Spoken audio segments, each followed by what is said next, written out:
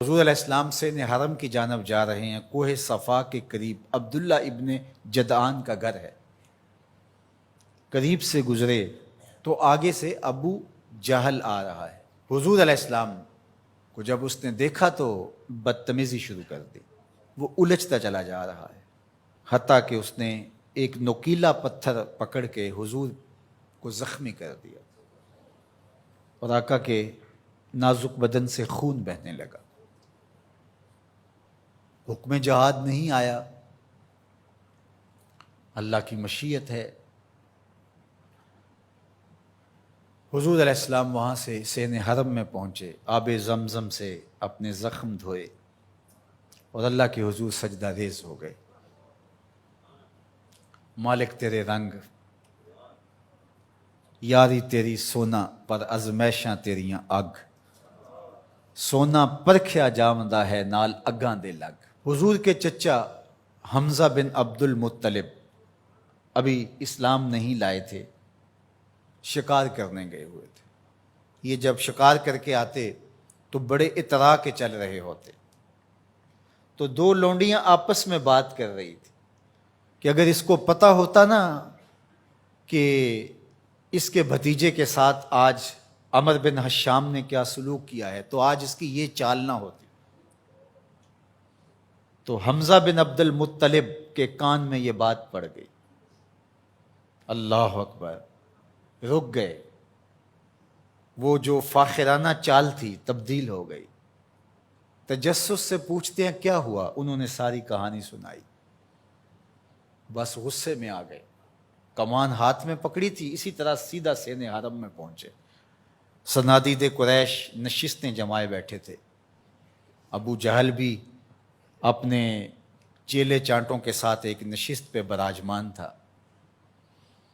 کمان کو زور سے اس کے سر پہ مارا اور کہا کیا تو نے محمد کو لاوارث سمجھ لیا ہے صلی اللہ علیہ وسلم۔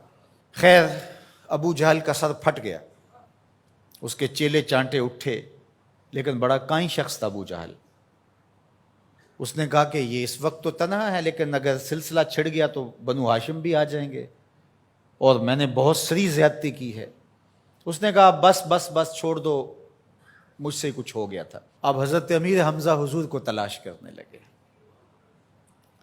اور حضور سین حرم میں سر جھکائے سجدہ ریز تھے، اور یہ جا کے پاس کھڑے ہو گئے، یا ابن اخی، اے میرے بھائی کے بیٹے۔ حضور نے سر نہیں اٹھایا۔ پھر انہوں نے کہا یا ابن اخی، اے میرے بھائی کے بیٹے۔ حضور پھر سجدے میں سر رکھ کے رو رہے ہیں۔ پھر انہیں تیسری مرتبہ کہا یا ابن اخی، اے میرے بھائی کے بیٹے۔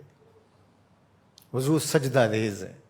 میاں صاحب فرماتے ہیں اسی کسے دے کچھ نہیں لگ دے تے نہ کوئی ساڈا دردی۔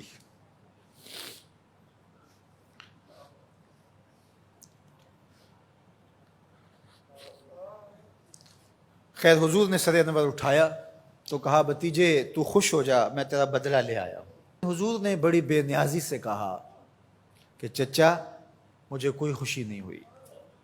کہا میں اتنے بڑے سورما کا سر پھاڑ آیا ہوں۔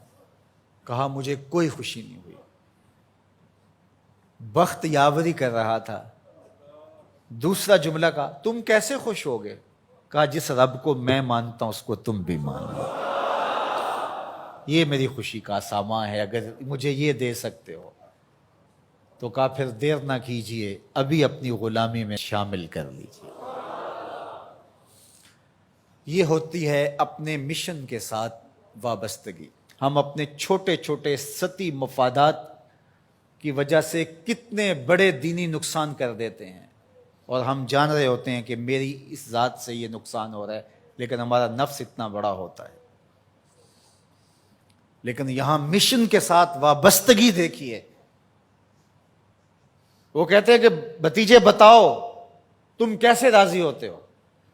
تو جو حضور بولتے ابو جہل کے ٹکڑے ٹکڑے ہو چکے ہوتے چند لمحوں کے بعد، لیکن کہا نہیں، میں اس سے راضی ہوتا ہوں کہ جس رب کو میں مانتا ہوں وہ اس کو تو مان لے.